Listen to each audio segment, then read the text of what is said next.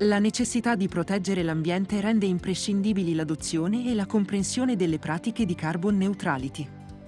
La norma ISO 14068 rappresenta lo standard di riferimento per chi vuole intraprendere questo percorso, in quanto definisce i principi e le linee guida per raggiungere l'obiettivo della neutralità del carbonio. Il corso Carbon Neutrality, dalla ISO 14068 alla definizione di una strategia di neutralità del carbonio in azienda, organizzato da Vega Formazione, è pensato per offrire un'analisi dettagliata sull'implementazione di queste pratiche all'interno delle aziende.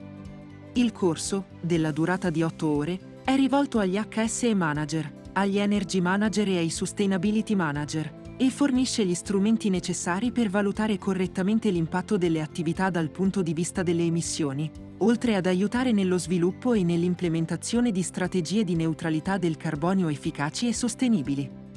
Inoltre, le ore di formazione svolte sono riconosciute ai fini della certificazione delle competenze come HSE Manager, ai sensi della norma UNI 11720.